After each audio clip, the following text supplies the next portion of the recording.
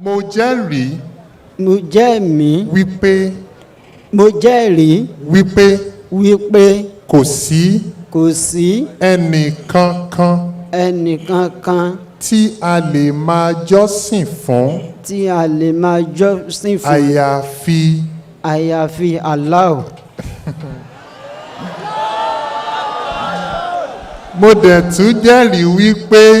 Mo dẹ̀ ti jẹ́rìí wípé. Ànábì Muhammad. Ànábì Muhammad. Òjíṣẹ́ Ọlọ́run ni. Òjíṣẹ́ Ọlọ́run. Ẹrúsìn. Ẹrúsìn. Ọlọ́run ni. Mi. Ẹ bá ń gbé títóbi fọ́lọ́run. Allahu Akbar. Kí ni orúkọ tí brother Dámilọ́lá máa choose?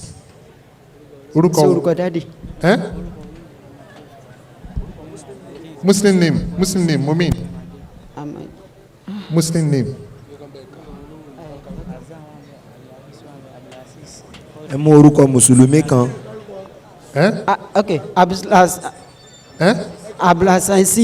Abdulaziz. Yes. Abdulaziz. Brother Dámilọ́lá láti Abdulaziz. Allahu Akbar. Brother Dámilọ́lá láti ààfin ọmọ Jésù ní Olúwo mi. Allahu Akbar. Ẹrú Ọlọ́run pàtàkì. Brother Dami. Ṣé tí bàbá bá gbọ́ ṣé kò nídìí wọn ní láìkẹ́? Mi lè sọ sá o. Ok, inshallah kò sí problem. A ṣiṣẹ́ lórí ẹ̀.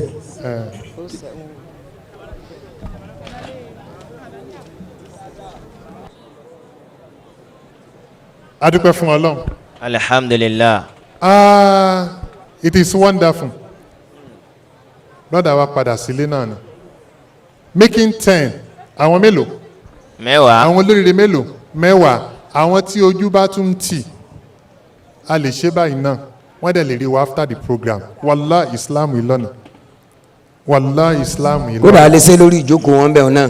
Bẹ́ẹ̀ni. Bó jẹ́ ẹ̀yin fẹ́ǹsì gan-an lójú títí máìkì wá ṣiṣẹ́ débẹ̀. Before it is too late. Kí ó tó pẹ́ jù. Honestly, kó tó pẹ́ jù. Before it is too late. Adúpẹ́ pọ́lọ̀ ń ṣe wá ní Mùsùlùmí. Alhamdulillah. It was like a drama níléṣà. Ení, èjì, ẹ̀ta, márùn, mẹ́wàá, 20, 30, 40, 50, 60. Bí drama ni. Gbogbo àwọn tọ́lọ̀ wọn kádàrà sínú Islam. A kí wọn kú oríire. Kọ́lọ̀ ọba àlékiọlá kó túbọ̀ fi ẹsẹ̀ wọn nílẹ̀ sójú ọ̀nà ẹ̀sìn Islam. Ẹ bá mi ṣàmì. Àmín. Ẹ bá mi ṣàmì. Àmín. Now, mo fẹ́ pe former pastor Salaudeen kán wá bá mi fún àwọn tí wọ́n gba Islam yìí ní advice ìṣẹ́jú 5. Nígbà tí ẹnìkan sọ̀rọ̀ lẹ́ẹ̀kan pé Winners Chapel, mo ní pastor Winners Chapel wà bí tẹ́lẹ̀. So nígbà wọ́n bá ń fún yín ní advice lọ́wọ́, gbogbo àwọn tán bá tún wà ń bì, obìnrin ní ọkùnrin ní, tí wọ́n ṣetán láti darapọ̀ mọ́ Islam, kí wọ́n má fòyà láti máa bọ̀ ń bì. Our former pastor, you are welcome once again. Thank you, sir.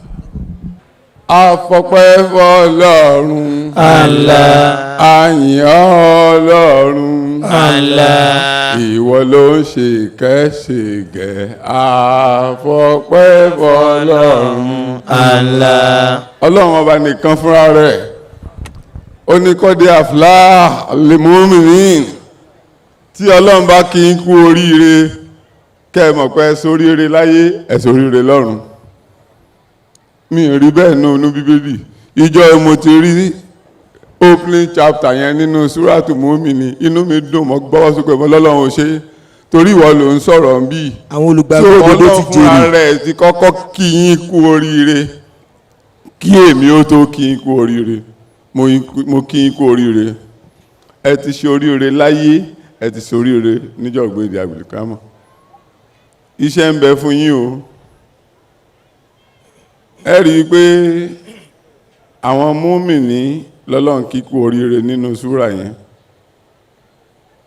Mọ̀kámọ̀ mùmínì ó sì ju mọ̀kámọ̀ ìjẹ́ mùsùlùmí lọ. Torí iṣẹ́ tí a ṣe ká tó di mùmínì Ọlọ́run kà nínú àyà yẹn láti bí àyà kìíní di àyà 6 nínú súrátù mùmínì. ẹ mọ̀ kírun yín déédéé.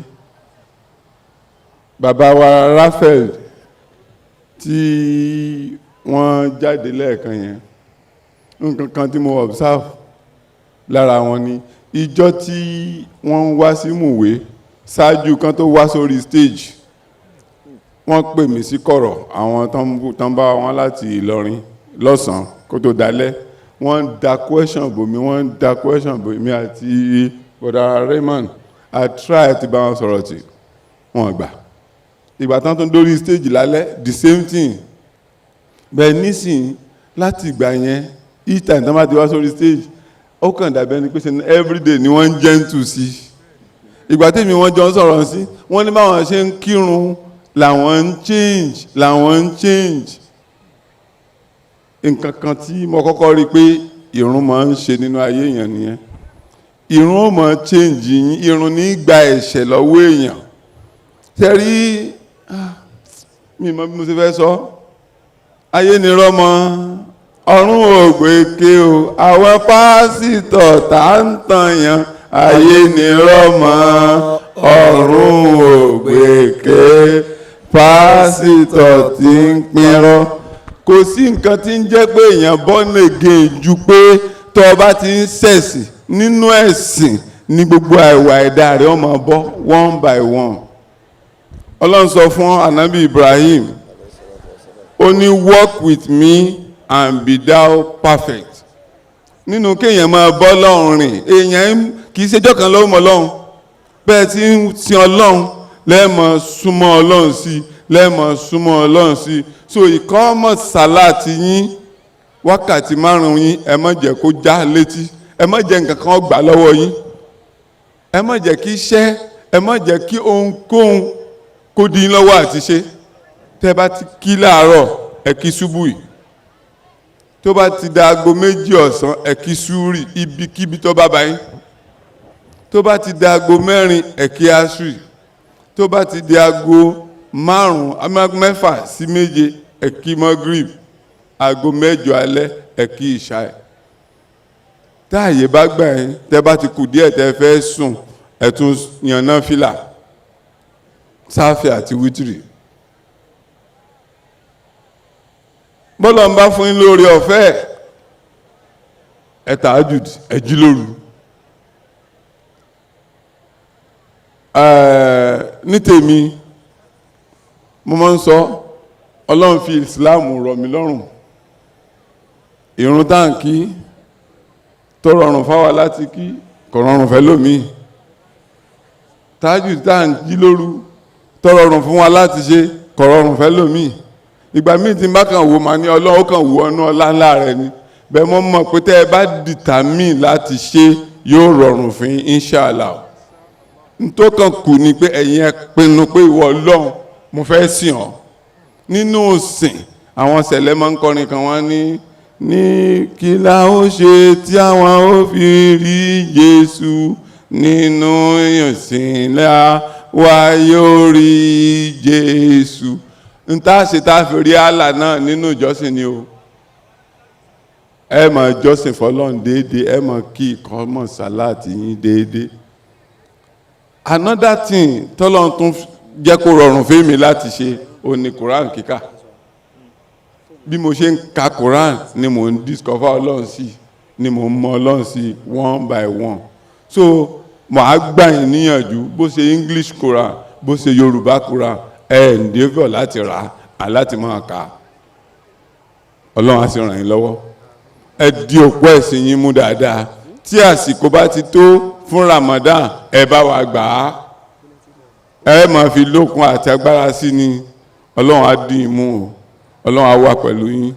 Ìjẹ́rìí sí ọ̀kan ṣoṣo Ọlọ́run tẹ́ ẹ jẹ́rìí lálẹ́ yìí lójú gbogbo àwọn èèyàn tó bá dijọ́ gbéǹde àlùkìyámọ̀ kò ní nira fún yín láti ṣe. Nígbà tí màláíkà ó bá yọ sí nínú sàárè kò ní nira fún yín láti sọ la ilaha illallah Muhammadu Rasulullah. Ẹ pẹ̀lẹ́, Ọlọ́run á wà pẹ̀lú yín. Atekbir. Baba wa former pastor Nuruddin, please, words of advice. bàbá wa Nurudeen kúkú ti sọ̀rọ̀ kan wọ́n lé mi tẹ́ ẹ rí I was once a radical pastor Radical pastor. and rugged.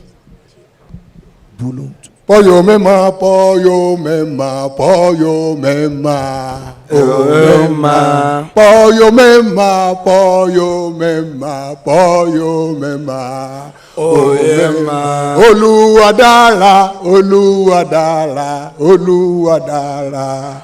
Ó dára. Mi ò tẹ́ mọ̀ ibi tí mo ti fẹ́ bẹ̀rẹ̀. Ṣùgbọ́n nǹkan tó ṣẹlẹ̀ ni wípé inú mi dùn wípé ẹ̀yin tẹ́ ẹ gba Islam nísìn mo kú yín kú oríire. Mo ń sọ kàtígórì tí irú wa bá lè sọ wípé a gba Islam ní èní pé àwa náà pásítọ̀ ni wá tẹ́lẹ̀ tá a di mùsùlùmí lẹ́ni kò ń ṣe pé a gbà nítorí bread and butter ṣùgbọ́n a máa ń ṣiṣẹ́ pásítọ̀ ń gbà yẹn lérí bread and butter ni gbogbo ẹnu mi ni mo fi lè sọ torí àti pásítọ̀ àtọmọ ìjọ problem ló gbé wọlé chọ́ọ̀chì ṣòro. ká bára wa sòótọ́ ọ̀rọ̀ now lálẹ́ yìí màá practicalize fún yín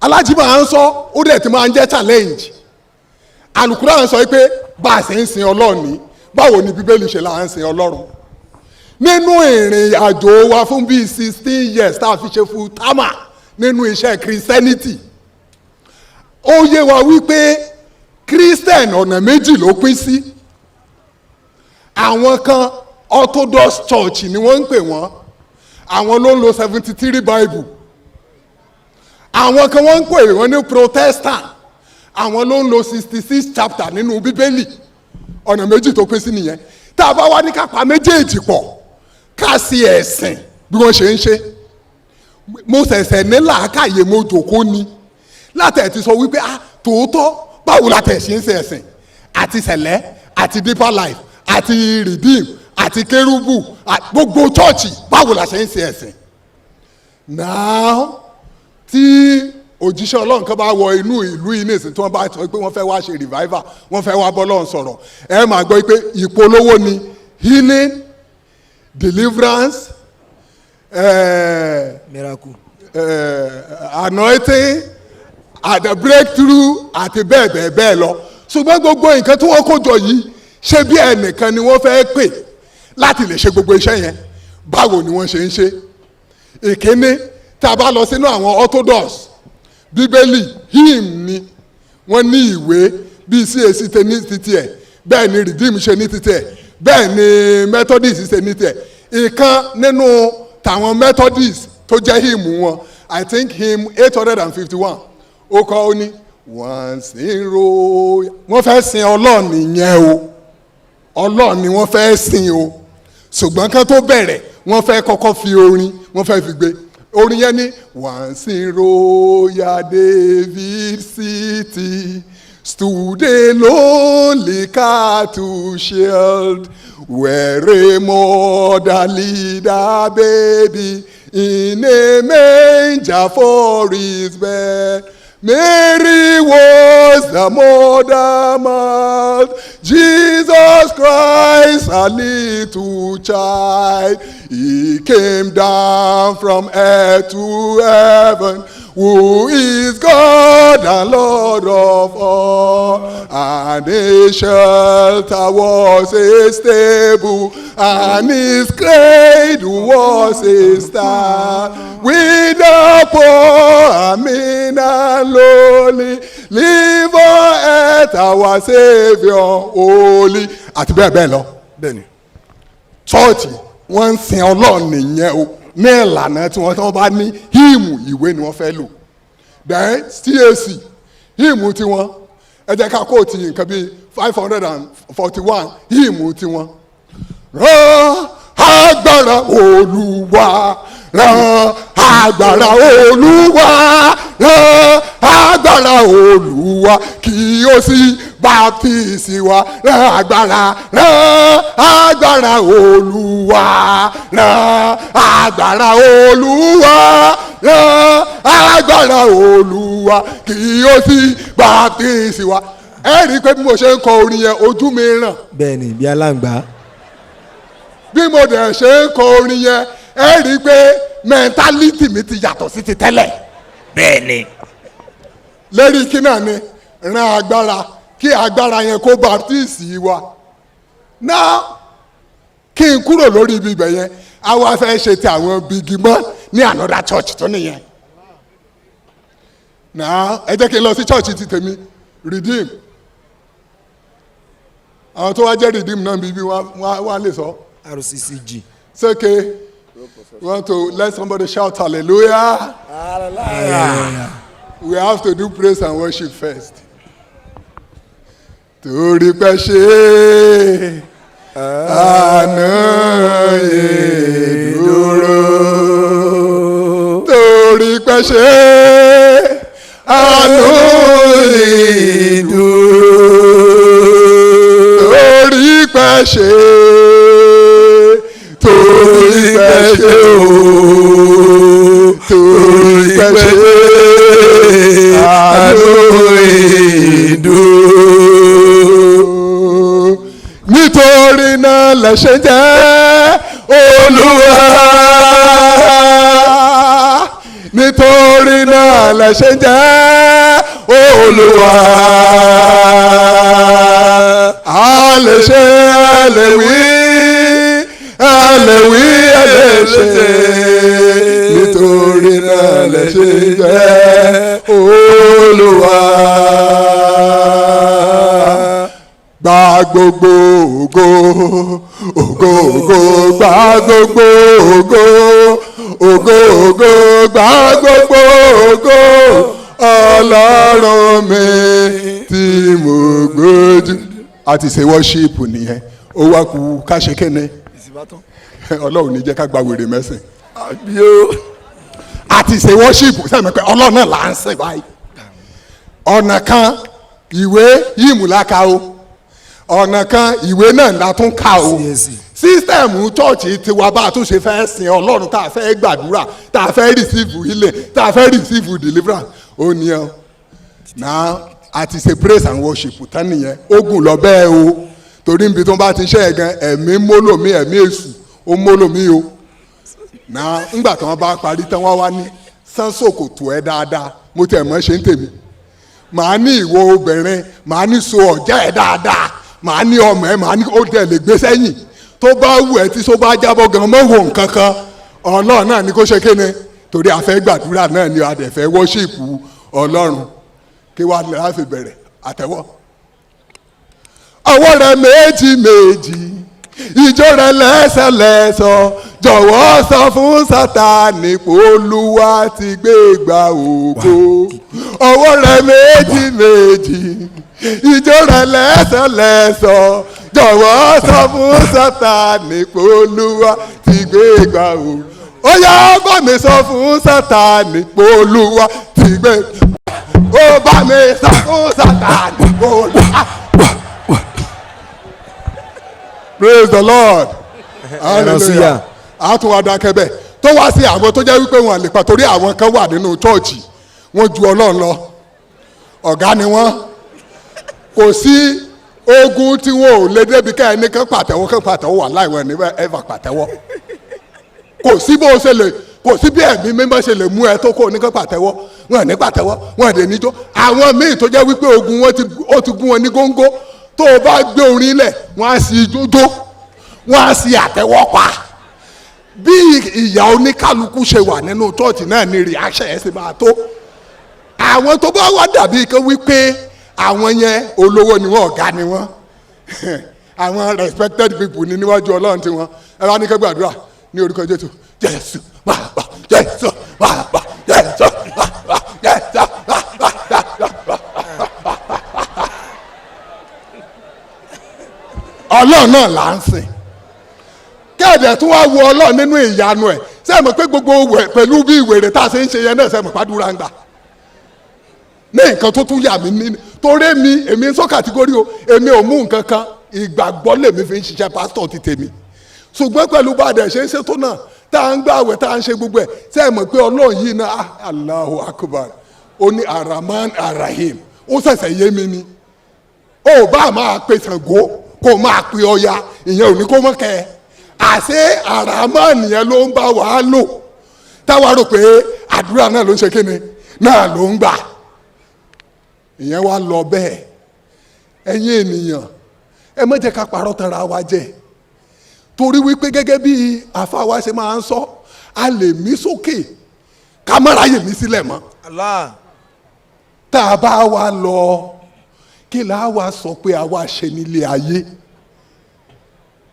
náà ẹ wá wò mí lẹ́ni mo kó ìjọ bíi 5 kí n tó dé lẹ́bù ìjọ 5 yẹn kò àmọye lébọ̀ tá a ti ṣe sẹ́yìn o náà mo wá wo àwọn ìjọ 5 tí mo kó àti bá a ti ṣe jọ ṣe yẹn mo wá tírú ẹ̀ sí Islam náà sẹ́yìn o fẹ́ gbàdúrà àti tiẹ̀ o dúró sójú kan o ṣe ìkámọ̀ tán o dẹ̀ gbé sàláàtì ẹ o kù ìwọ àti Ọlọ́run tí orí ènìyàn gan ò bá nọ́ọ̀kì ṣébi tó ti fẹ́ lọ máa fò tó ti fẹ́ máa làágùn bí alátifẹ́ ikú kọ́lọ́n tó dẹ́ ẹ lóhùn ṣébi ibẹ̀ ló fẹ́ kọrí sí ni àbíbi tó ti máa fi ìrọ̀rùn já yí ẹ̀ yàtọ̀ tẹ̀ sí pé à ń kà we don't come here to embarrass anybody or we come here to challenge anybody. We did not come here to put sorrow or to put any disturbances into your life. But we are here just to tell you the real truth. I am telling you, I can swear with my life that Islam is the only way. Allah. I am telling you. I'm not just saying it. I'm saying it out of my experience. Before it is too late. Yes. As the topic has already said, think very fast. Before it will be too late. And I pray that it will not be too late for you. Mo ń béèrè mo ń sọ fún yín lẹ́ẹ̀kan pé mo ń ròyìn gbà tí mo ń bọ̀ pé tí mo bá tẹ̀ lọ kú sọ́nà kí ni mo fẹ́ wá ṣe. Ìbéèrè tí mo dáhùn yẹn ẹ jẹ́ ká béèrè lọ́wọ́ àwọn brothers ìwà kejì. Ǹjẹ́ tó bá tẹ̀ kú tó ń bá sọ pé ẹ̀sìn wo ló ń ṣe? It's okay, accepted, Christian ni mí. Accepted, àfẹ́mọ́ church tó ń lọ. Christian accepted at amaki ẹ o gbà táwa ni ìránṣẹ́ tó ń tẹ̀lé accepted kó tó ní Jésù ni àtúnsáyìn ẹ̀ àtúngbà wọlé ṣùgbọ́n sórí bí ẹlẹ́ẹ̀kẹta níbi tí Ọlọ́run ti máa mú ẹ nígbà tó bá tún sọ pé ta lọ́lọ́run ẹ tó ní Jésù ni I am sorry you Ìyà jẹ́. You will have nowhere to go sẹ́yìn náà ti rí pé ẹ ti kọlu ráńbẹ́ ibẹ̀ yẹn so ìdí èyí la fi ń rọ̀ wá àwa tá a bá wà nínú ẹ̀sìn kejì tẹ́tẹ́ rí nǹkan tó máa ń bà mí lọ́kàn jẹ́ sometimes máa rí i pé àṣé owó ò tiẹ̀ ká kéèyàn mọ Ọlọ́run ìwé ò ká kéèyàn mọ Ọlọ́run ẹ wo àwọn many of our in this our nation today ẹ wo àwọn tó jẹ́ wípé wọ́n lówó wọ́n nímọ̀ wọ́n ní gbogbo ẹ̀ ṣé àwọn náà ò tiẹ̀ dédé ro pé kí ló ń ṣẹlẹ̀ wọn dédé ro àwọn náà dẹ̀ tún kóra jọ bí wọ́n á jó bí wọ́n fi dírò bí wọ́n fi ọmú rọ ọmú wọn à lè sin Ọlọ́run tí yẹn ò dẹ̀ sí ń bẹ̀ tá a bá ní ká wò dáadáa á rí wípé inú Islam ní neatness ló wà mélòó la tẹ̀ fẹ́ máa sọ I rí many things ṣé ibi iṣẹ́ àwọn pásọ̀ gan tí wọ́n ń dánwò tó yẹ pé àwọn ọmọ ìjọ wa ìwòwò kú wọ̀ tí wọ́n ń wọ̀ ìwọ pásítọ̀ tọ́lọ́wọ̀ ò bá gbà fún tó o bá ṣàgbákò obìnrin ó ṣàgbákò owó inú chọ́ọ̀chì nìyẹn wà ṣùgbọ́n ìgbà tí èmi gan wá rí pé gbogbo kínní kò bọ́ sí wàláì mo kọrí sóko ni o kẹ́ ẹ máa lọ sóko kẹ́ ẹ lọ máa ṣiṣẹ́ mi ń bèbẹ̀ títí tọ́lọ́run fi máa pè mí ó wù mí ju kẹ́ ẹ wà nínú ibi tí mo ti máa lálàṣe lọ so mo rọ̀ yín ẹ̀yin Christian tẹ́ ẹ bá wà ń bí kò ń ṣàtakò kò ń ṣe argument àìmọye àwọn pásítọ̀ náà ló ti wà tí wọ́n ti dara mọ́ Muslim dé ìwọ tó bá dẹ̀ jẹ́ Muslim náà àwọn pọ̀ náà o torí mo ní rẹ́kọ̀dù wọn lọ́wọ́ àìmọye àwọn tájọ́ ń ṣe pásítọ̀ mùsùlùmí ló pọ̀ nínú wọn wọn dẹ̀ tún wá change orúkọ wọn pásítọ̀ Abdullahi pásítọ̀ Lawal pásítọ̀ Umar pásítọ̀ Túndé Mohammed orúkọ mùsùlùmí náà wọ́n tún jẹ́ máa rọ ẹ̀yin mùsùlùmí ẹ̀ràn prógráàmù yìí lọ́wọ́ à ń sùn irú àwọn yẹn gan ni mo tẹ̀ fẹ́ ká tẹ̀ máa pè é pé kí ló sùn yín lọ síbi ibẹ̀ wọn ní níjẹ̀ ní reason ẹ jẹ́ ká pè wọ́n kò ń ṣèjà kò ń ṣe anything mo gbà ní àdúrà ẹ̀yin tẹ́ ti di Christian tẹ́ ti gba Islam lé ní Ọlọ́run á ràn yín lọ́wọ́ now kí n tó gbé máìkì lẹ̀ ẹ jẹ́ n sọ kíní kan fún yín nígbà tá a bá ṣe revival tán bá a bá ṣe revival tá a bá ní revival ọjọ́ méje la fẹ́ ṣe ní ìlú ilé ni àwọn tó jáde fún altar call lánàá àwọn ló tún máa jáde fún altar call lẹ́ni àwọn tó jáde fún altar call lẹ́ni àwọn ló tún máa jáde ní ọ̀la títí tá a máa parí revival yẹn ojoojúmọ́ ni wọ́n fi máa jáde altar call kí wàá ní simple thing tá a máa sọ once tó bá ti accept Jesus Lord as your Lord and personal saviour you are safe lásán sì ti wà fún ẹ kò sí guide kankan mọ́ kò sí anything mọ́ the only thing tá a kẹ̀dẹ̀ máa plan fún yín tó bá ṣe ìyá ló gbà bá a dẹ̀ ṣe máa mú ọmọ tá a máa mú bàbá tá a máa mú gbogbo ìran ẹ̀ ọpọlọ tó kù fún wa nìyẹn ṣùgbọ́n ẹ wo Islam tẹ́ ẹ ti gba Islam kò dàbí chọ́ọ̀chì o tí wọ́n á sọ pé if you accept Jesus Lord as your personal saviour you are safe ìyẹn ò sí nínú Islam the first thing ẹ ti gba Islam báyìí nǹkan tó kọ́kọ́ kù tẹ́ ẹ máa ṣe follow up ni follow up yín bẹ̀rẹ̀ níbi ìrun kíkí ni lẹ́yìn ìrun kíkí bẹ́ẹ̀ bá fẹ́ tọ́ílẹ̀tì ó ní nǹkan tẹ́ ẹ máa ṣe tẹ́ ẹ bá fẹ́ jẹun ó ní nǹkan tẹ́ ẹ máa ṣe tẹ́ ẹ bá fẹ́ sùn ó ní nǹkan tẹ́ ẹ máa ṣe bẹ́ẹ̀ fẹ́ wọnú ọjà ó ní in short Islam ó wà gáì títí dọjọ́ ikú ni kò dàbí Christian tá a máa sọ fún yín pé once you accept the Lord as your personal saviour you are covered wàláhì irọ́ ni salvation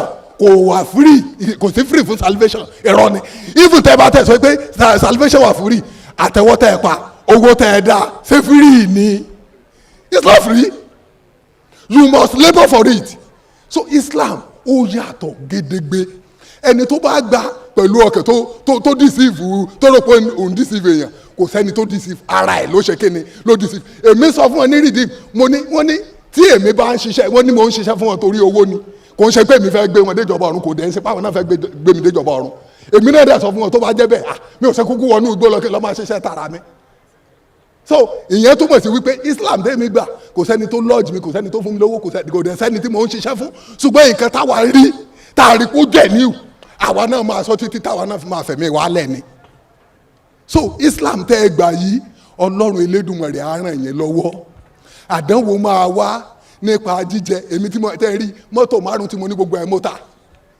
ìyàwó lọ mọ́ta tìyàwó mọ́ àwọn tó mọ̀ àwọn fámìlì kọ̀ mí mélòó ni mo fẹ́ rò mo sá nílé fún bí oṣù 3 bẹ́ẹ̀ síbẹ̀síbẹ̀ pẹ̀lú àṣẹ Ọlọ́run tẹ́bí mi náà tó ní abẹ́gẹ́ so ẹ dúró àdánwò máa wá ṣùgbọ́n mo gbà ní àdúrà Ọlọ́run á mú yín borí ẹ mọ́ ṣèkì ibi tẹ́ wá is the right place Ọlọ́run Elédùmarè ràn mí yín lọ́wọ́ salamu alaykum wa rahmatulah. Atekbir. Allahu Akbar. That was Baba wa former pastor Joseph Sunday Awoshina, now Malam Nuruddin.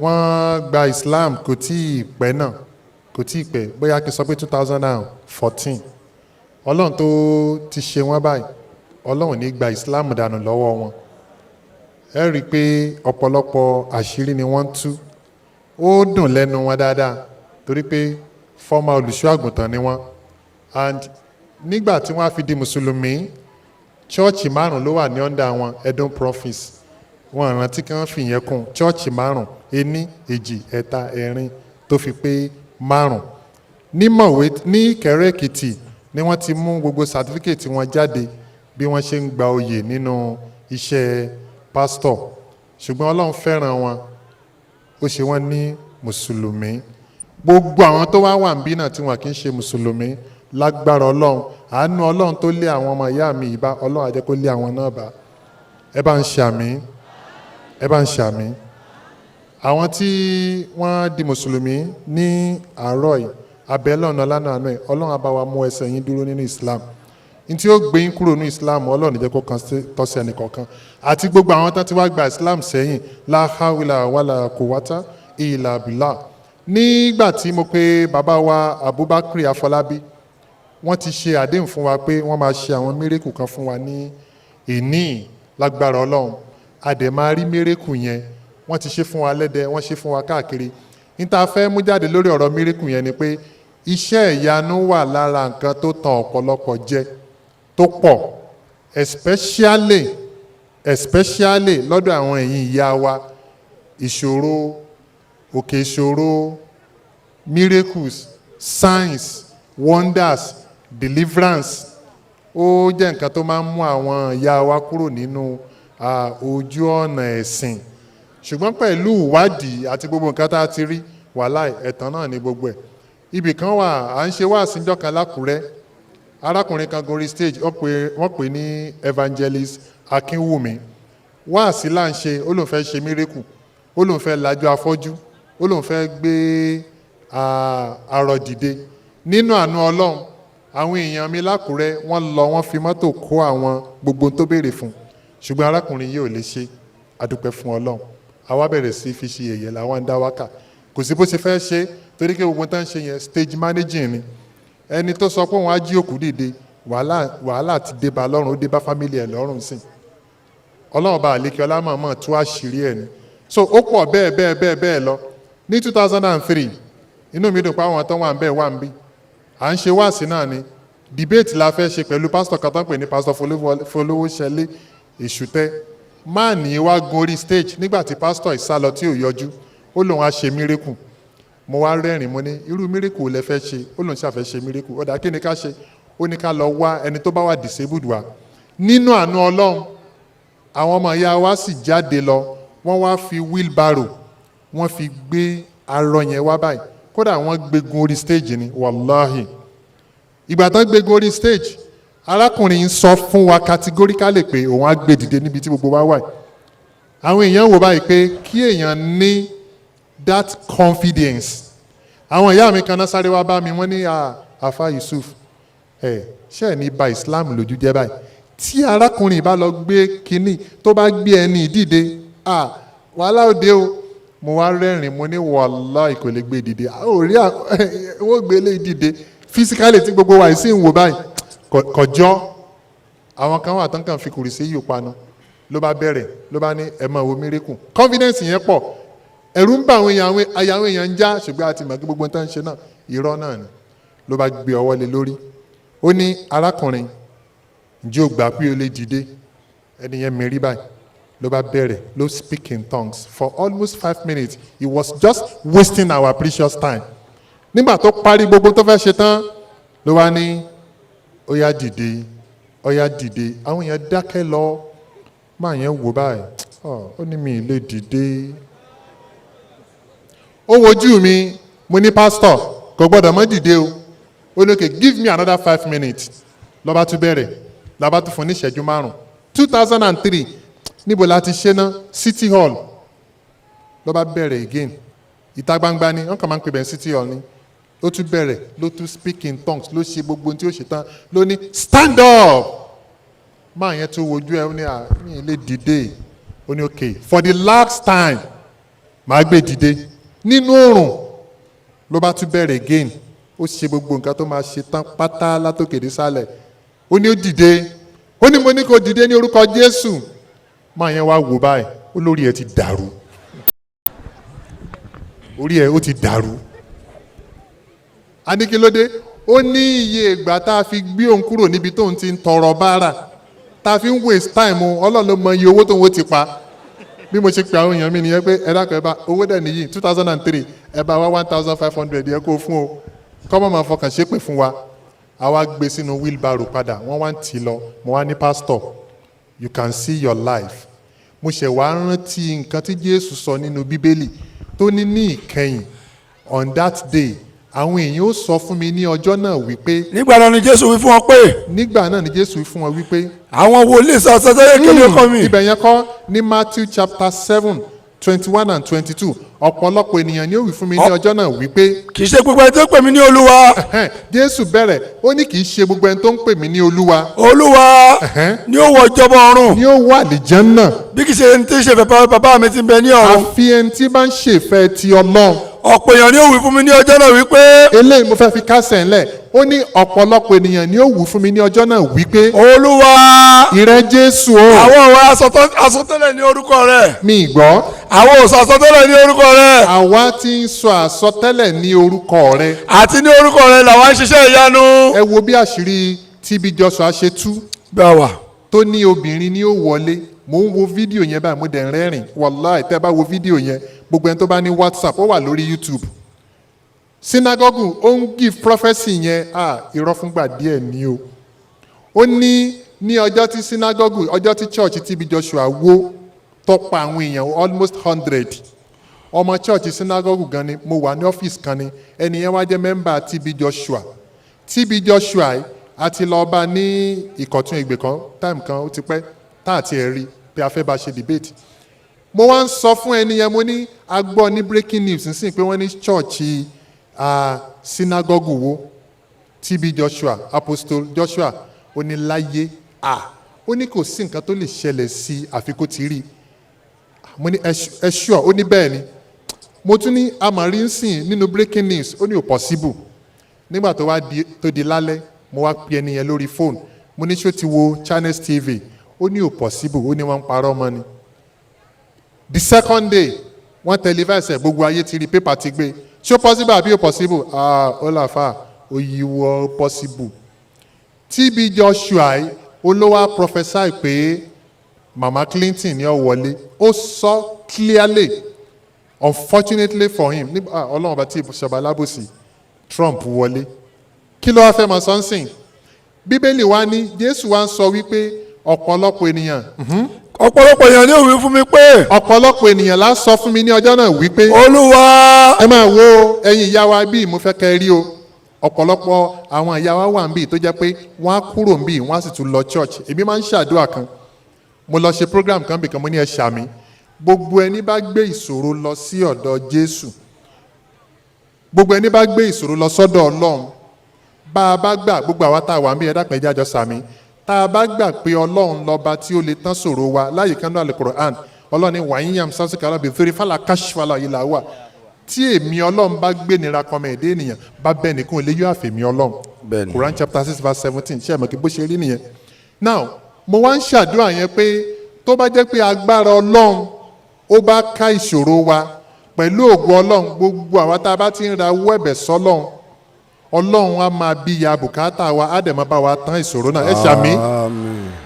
Àwọn ìyá mi nìkan ní ṣàmì o. Àwa change àdúrà yẹn padà ẹ máa wà dánwò a ní gbogbo ẹ̀yin tí ẹ̀ ń gbé ìṣòro lọ sọ́dọ̀ Jésù tí ó bá jẹ́ pé agbára Jésù ká bẹ́ẹ̀ bá ṣe ń gbé débẹ̀ náà ni ìṣòro náà mọ̀ bí yá àwọn èèyàn tún ṣàmì. Ṣùgbọ́n tí agbára Jésù ò bá ká bẹ́ẹ̀ bá gbé méjì débẹ̀ yóò di mẹ́rin bẹ́ẹ̀ bá gbé mẹ́ta débẹ̀ yóò di mẹ́sàn-án yóò máa multiply ni tẹ́ bá gbé mẹ́rin débẹ̀ yóò di 16 ẹ̀yin yẹn sàmì. Àwọn èèyàn ní adáràn bó ṣe rí gẹ́lẹ́ nìyẹn wàláhì agbára Jésù ò ká ẹ lọ wo Bíbélì ẹ lọ wo John chapter 5 verse 30. Èmi ò lè ṣe ohunkóhun fúnra ara mi. Jésù ní mi lè dá nǹkan kan ṣe fúnra mi. Bí mo ti ń gbọ́. Bí mo ṣe ń gbọ́. Ni mò ń dájọ́. Òdodo sì ni ìdájọ́ mi. Can you see? Jésù tán pariwo pé ìṣòro ló ní ni sọ fún Jésù.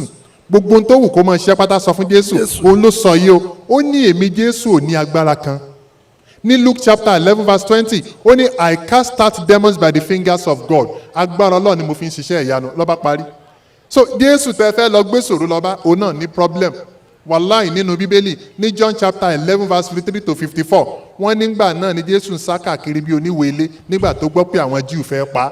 Láti ìgbà náà làwọn Júù ti ń wọ́ ọ̀nà láti pa Jésù. Àwọn Júù ń wọ́nà láti pa ẹni tán pè lọ́lọ́. Ṣùgbọ́n Jésù kò rìn ní gbangba láàrin àwọn Júù mọ́. Bíbélì ní Jésù ò lè rìn ní gbangba láàrin àwọn ọmọ ẹ̀dẹ́ ènìyàn mọ́. Ó gba kọ̀rọ̀ lọ sí ìlú kan tí wọ́n pè ní ìlú gbà. Ṣùgbọ́n ó ti ibẹ̀ sá lọ sí ìgbèríko kan ẹni tán pè ní Olúwa àti Olùgbàlà alágbára lórí ohun gbogbo lẹ̀rù ń bà lọ́wọ́ sá lọ yẹn ọmọ ẹ̀dẹ́ ènìyàn Allahu Akbar Ọlọ́run mọ̀mọ́ ṣì wá lọ́nà o.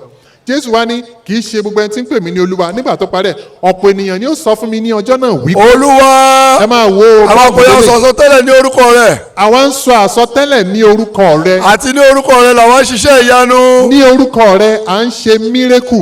Àti ní orúkọ rẹ̀ làwọn sọ àsọtẹ́lẹ̀. Ní orúkọ rẹ̀ à ń prophesy à ń ṣe miracle signs and wonders. Èmi ó sì wí fún wọn pé. Bíbélì wa ní Jésù ní on that day èmi ó mọ sọ fún ẹ̀jẹ̀ béèrè question kan ẹ̀yin bàbá mi ẹ̀yin ìyá mi àwọn wo ní ṣe miracle náà àwọn wo ni wọ́n láwọn ń lajú afọ́jú ẹ̀ dá mi lóhùn àwọn wo ni wọ́n ń wo adẹ́tẹ̀ sàn ṣé mùsùlùmí ni èmi máa ń béèrè bàbá wa kan ló máa fi ń sọ̀rọ̀ ó ní ẹ wò àwa mùsùlùmí àjọ ẹ̀ ń tán wà nígbà míì wọ́n á wò wọ́n á ní olóyún ọjọ́ pípẹ́ tó fẹ́ bí wẹ́rẹ́ Máa máa bọ̀. bọ̀ ẹni ayé ń yọ lẹ́nu tó fẹ́ bọ́ lọ́wọ́ ayé Máa bọ̀. owó kọ̀kọ́ títí ni ò rọ́kọ fẹ́ Máa bọ̀. owó àyà títí ni ò ráyà fẹ́ máa bọ̀ ṣẹ́kẹ́ṣẹkẹ̀ ìsúntú àgẹ́ńdọ́lọ́mọ máa bọ̀. ẹnìkan wá wò sùnsùn ó ní ẹ wò ó pásítọ̀ gbogbo ń tẹ̀ ń ká ìpátá mi ì sínú wọn so kì í ṣe mi ì sí ń bẹ bẹ́ẹ̀ sì ni bí lè mọ̀ọ́mù kan bá bọ́ sí mọ́ṣáláṣí tọ́wá ní ẹ máa wo ó fẹ́ pèpè ní o lọ́wọ́ ní olóyún ọjọ́ pípẹ́ tó fẹ́ bí wẹ́rẹ́ wá ká sùn bá ẹni ayé ń yọ lẹ́nu tó fẹ́ bọ́ lọ́wọ́ ayé wá ká sùn bá ẹni ọ̀rọ̀ rẹ̀ ti dàrú tó fẹ́ kí tiẹ̀ tó wá ká sùn bá. ó ya wèrè ní àbórí rẹ̀ dàrú. méjèèjì. kò ní ṣẹlẹ̀ nínú Islam honestly Islam is just beautiful kásìn ọlọ́run ẹ wo gbogbo tí pastor former pastor wa ṣe ń sìn ṣe mọ̀ wípé wọ́n kan lè jẹ́ ká mọ̀ pé ìsìláàmù ni ẹ̀sìn tí ó ní ọ̀nà tá à ń fi ń sin ọlọ́run bó ṣe rí nìyẹn gbogbo ohun tó ń ṣe pátá nínú Christianity kò sí mode of worship ńbẹ that is the bitter truth ṣùgbọ́n tó fa gbogbo eléyìí léni ni pé àwọn èèyàn ò jẹ́ káwọn èèyàn ó gbádùn wọn à jẹ́ káwọn mùsùlùmí ó gbádùn bẹ́ẹ̀ bá débì àfi Jésù bẹ́ẹ̀ bá débì àfi Jésù bẹ́ẹ̀ bá débì àfi Jésù ọ̀pọ̀lọpọ̀ àwọn ìyá wa tẹ́ rí tán gbà Islam yìí ọ̀pọ̀lọpọ̀ wọn náà bí sínú Islam ṣùgbọ́n nítorí evangelism yìí wọ́n mú wọn lọ wọ́n kó wọn ṣáko lọ Ọlọ́run ní ṣìn lọ́nà mọ́ o. Àmín. Jésù wá parí ẹ̀ ó ní èmi ó sọ fún wọn ní ọjọ́ náà wípé ẹ kúrò níwájú mi. can you see ẹ kúrò níwájú mi ẹ̀yin oníṣẹ́ ẹ̀ṣẹ̀. ẹ̀yin oníṣẹ́ ẹ̀ṣẹ̀. èmi kò mọ̀ yín rí. Allahu Akbar ẹ bá ń gbé títóbi fọlọ. can you see ìyẹn mo fẹ́ fi kásẹ̀ ńlẹ̀ ẹ kúrò ní iwájú mi ẹ̀yin oníṣẹ́ ẹ̀ṣẹ̀ mi ò mọ̀ yín rí. so gbogbo àwọn tó ń ṣe miracle Jésù ó dì náà wọn the day of judgment mi ò mọ̀ yín rí. You are workers of iniquity. You are workers of lawlessness. Mi ò mọ̀ yín rí lọ́ba tán. Ẹ dákun, ìbéèrè tí mo fẹ́ béèrè, what evidence do we need again? What further evidence do we need? Islam is the only way to salvation. Mo fẹ́ sọ fún yín, ní alẹ́ ìní, a ṣe parade of the Bible fún yín. Ẹ wàá wò Ọlọ́run ọba àlékè ọlá mọ̀ọ́mọ̀ nínú ọlánú àánú ẹ̀ ló fún wa ní alukoran alukoran ni ò sì ní yàtọ̀ wàláì tẹ́ ẹ bá dé ifá tẹ́ ẹ dé ẹ̀rìn ẹ lọ káàkiri kùránì tán ń lò ní fún àtẹ̀rìn ọ̀ṣun àti lóbùsó yàtọ̀ kùránì tán ń lò lọ́ṣun kò ní yàtọ̀ sí tọ̀yọ́ tọ̀yọ́ ò ní yàtọ̀ sí ti kwara ò ní yàtọ̀ sí ondo tondo ò ní yàtọ̀ sí èkìtì kùránì nàìjíríà kò ní yàtọ̀ sí ti ghana kò yàtọ̀ sí ti togo kò yàtọ̀ sí ti south africa ẹ̀ ń tán lò láfíríkà kò yàtọ̀ sí ti malaysia kò yàtọ̀ sí ti austria yàtọ̀ sí ti america yàtọ̀ sí ti europe ayọ̀kan náà ni alikur'an al-arabiya evidence wo la tún ní gbogbo olú tó wà láyé pátá lẹ́nì kò sílùú kan tí a bá dé tẹ̀ ní bá central mosque that is what we used to tell the christians tá máa ń gba islam kìlómítà fẹ́ gba islam tá bá wá ń ṣàlàyé ẹ wo gbogbo olú tó wà láyé pátá kò sílùú kan tẹ́ dé ẹ máa bá central mosque mo wá fẹ́ fi dá yín lójú kò sílùú kan tẹ́ dé láyé lẹ́nì tẹ́ máa bá central church ń bẹ̀ kò sí ń bẹ̀ kò lè jọra wọn láíláí ni Quran chapter 5 verse 14 ó ní Raymond kálẹ̀ kan yẹn ó ní Ọlọ́run ọba àlékeọlá sọ pé a bá wọn dá májẹ̀mú. àwọn tí wọ́n pera wọn ní kristiẹni àwọn tí wọ́n pera wọn ní kristiẹni a bá wọn dá májẹ̀mú méjì a bá wọn dá májẹ̀mú méjì wọ́n gba apá kan gbọ́ wọ́n kò sì gba apá kejì gbọ́ fún ìdí èyí a dá ọ̀tá sí wọn láàrin wọn kò ní bára wọn ṣe títí dọjọ́ gbèǹde. ẹ bá ń gbé títóbi fọlọ. Allah. now kí n tó ju microphone lẹ̀ a ní àwọn tí wọ́n láwọn fẹ́ béèrè question ṣáárẹ́ nìkan kan mọ́ ṣán lè yọjú mọ́ ṣẹ́ nìkan kan wà kò sí ó dà tá a bá rí ṣé kò sí mọ́ ní ìṣe ìrọ̀lẹ́ yìí nígbà tí a wà ní mọ́ṣáláṣí kátó ètò lọ mọ́ṣáláṣí ni ẹ máa wo interfere pé Islam ẹ̀sìn àlàáfíà ni tí ó bá jẹ́ pé the other way round mo fẹ́ béèrè nǹkan míì bá ṣẹlẹ̀ ẹ wo bá a ṣe tó stage wa ẹ dákun kí àwọn kan sì máa bọ̀ kẹ́ẹ̀kan wọ aṣọ tí wọ́n jẹ́ aṣọ àwọn ẹlẹ́sìn kìrìsìtẹ́nì pẹ̀lú àmùrè wọ́n wá síbi stage wọn àmọ́ páwọn èèyàn wà around kí lẹ́ ń fẹ́ wọ́n láwọn fẹ́ ya stage yìí sí mímọ́ ẹ dákun kí ló yẹ ká ṣe fún wọn náà. gbogbo ìyà. èmi wá ń béèrè question kan níjó ni àwọn Christian àwọn tí ì ṣe mùsùlùmí ni wọ́n fẹ́ ṣe crusade tán wá set instrument lẹ̀ káwọn afa kan wá lọ bẹ̀ kán tiẹ̀ tún ṣe bí ẹ̀ ń wé láwà mi kán wá lọ bẹ̀ kán wá ní ẹjọ́ kílẹ̀ ń fẹ́ kán ní a fẹ́ ṣàdúrà sí ntẹ́ ẹ̀tọ́ yìí ni kí ni ó ṣẹlẹ̀ sáwọn yẹn náà ẹ̀ dá mi lóhùn yín bàbá mi gbogbo yà tàbí ẹ̀wọ̀n kẹ́ ẹ lè rí i pé Islam tolerance náà pọ̀ wàláyà fi wọ́n lẹ̀ ní o àṣe nǹkan kan fún wọn ẹ máa lọ wọ́n yé ṣe bẹ́ẹ̀ ń jọ́ mi o ẹ ṣe wá síbí ẹ ṣe wá lẹ́fẹ́ kí ló kàn yín kí ló kàn wọ́n nípa tá a tó kalẹ̀ can you see ọlọ́mọ ṣì wà lọ́nà we have so many books they are against Islam ní ìrọ̀lẹ́ yìí ni mò ń bá ọ̀kan nínú àwọn DSS sọ̀rọ̀ mo wá ń ṣàlàyé àwọn certain things tí ò yé wọn Islam ti kọjá tá à ń gbé pamọ́ this is Islam. Islam is not a religion of terrorism. Gbogbo ẹnu la fi máa ń sọ. Gbogbo àwọn tí wọ́n bá láwọn ń ṣe Islam tí wọ́n ń pààyàn wallahi they are not Muslims. Gbogbo ẹnu la fi ń sọ. Táwọn kan bá pera wọn ní Boko Haram ní ISIS ní kíní kan ní tán pààyàn that is not Islam. Ẹni bá pa ẹ̀mí èèyàn kan faka'annama qatala an-nasa jami'an á kọ́ lẹ̀ fún bígbà tó pa gbogbo ayé ni.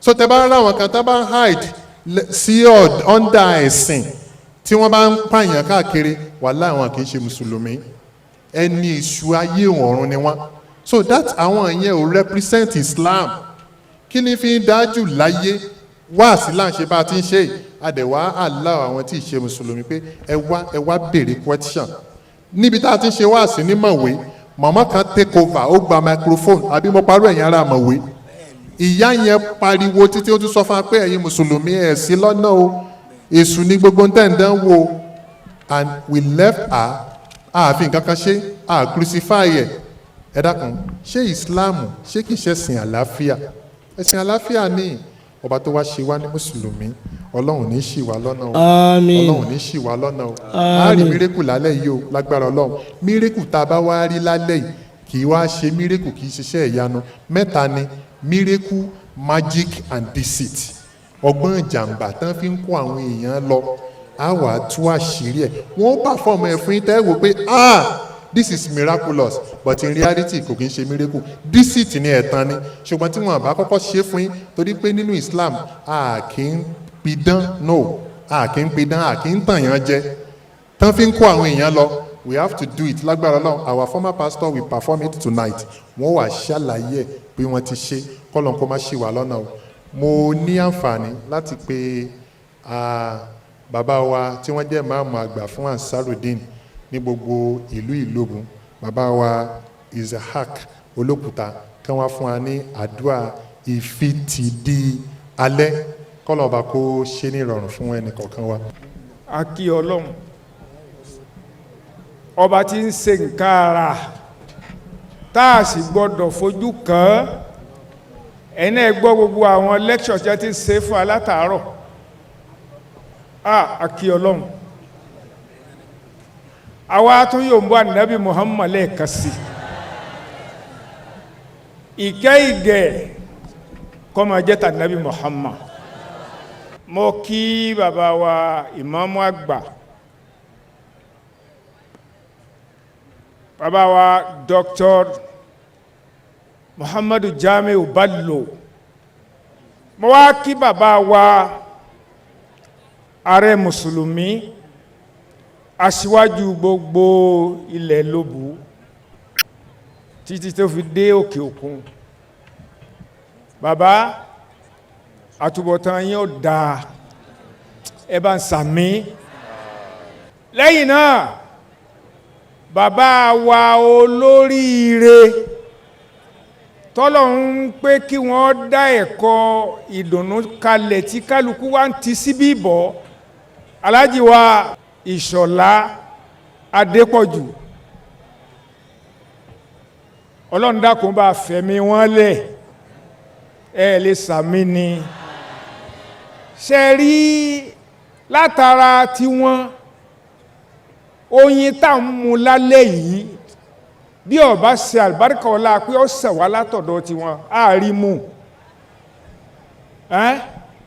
àárímù gígùn ẹ̀mí àlàáfíà ara Ọlọ́run bá fi ṣe wọ́n lọ́ṣọ̀ọ́ bá a ti wá tọrọ bẹ́ẹ̀ fún wọn a tó tọrọ bẹ́ẹ̀ fún ìyá olóríire alájà wa Hamdala níbi tó dáadé yìí má jẹ́ ó takú síbẹ̀ ọlá nàbì lọ́dọ̀ ọlọ́run oore èyí tọ́lọ́run ṣe fún yín ọlọ́run jẹ́ ó kalẹ̀ mo wá kọjá lọ sọ́dọ̀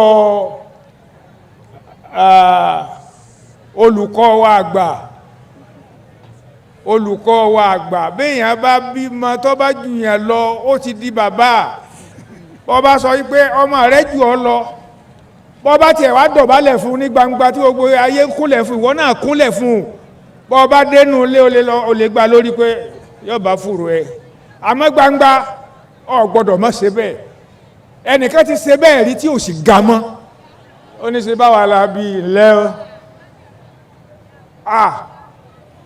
dókítà wa àfáà wa àgbà ọlọ́run jẹ́ mi rí ogun ọlọ́run jẹ́ mi rí ogun fún ẹ lálàáfíà ara jẹ́ kó láṣeyọrí gbogbo àwọn tó ti ṣe tí wọ́n ti ní àṣeyọrí tí wọ́n ti láṣeyọrí ọlọ́run jẹ́ wọn náà láṣeyọrí wọ́n ń sọ̀rọ̀ Abdulatif lẹ́ẹ̀kan ó try ẹ̀mí rẹ̀ ní ọkàn gùn ẹ̀mí tí ó wà gùn lákàrí rẹ̀ wà ní dojúrú ẹ bá ṣe amínà ọlọ́run wà bá mi sọ ẹ níbi gbogbo tí ń jẹ́ mùsíbà pátápátá tèèyàn ni tàlìjànú ni talábòsí ayé ni ọlọ́run máa là ọ́ èèyàn ò ní rí báyìí kọ́ mọ̀já sí pé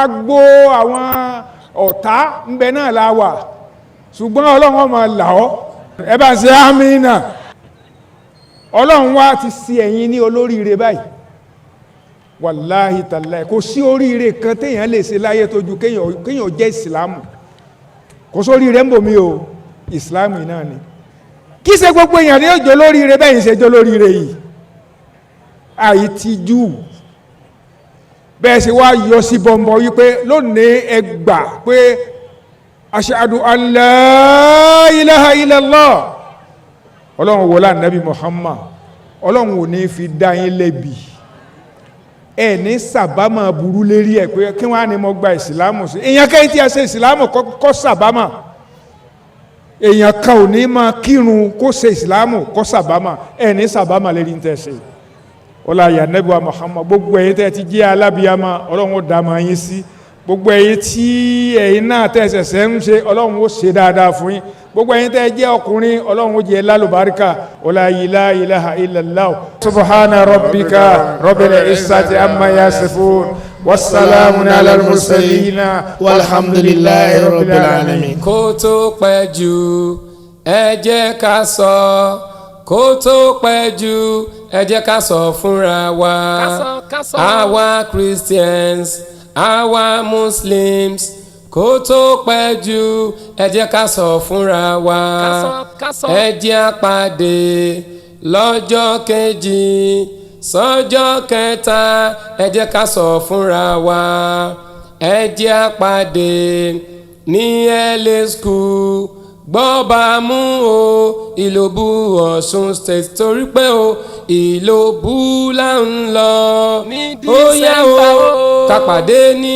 Ìlòbù o ètò ńlá kan lọ lọ́wọ́ níbẹ̀ o Academy Nigeria ló tún dé o Ìlòbù là ń lọ ó yá o ká pàdé ní Ìlòbù o ètò ńlá kan lọ lọ́wọ́ níbẹ̀ o Academy Nigeria ló tún dé o ẹ pé àwọn pastors ẹ pé àwọn reverend àti àwọn bishop pẹ̀lú gbogbo Muslim kájọ sásọyé pọ̀ ọ̀rọ̀ ìgbàlà la.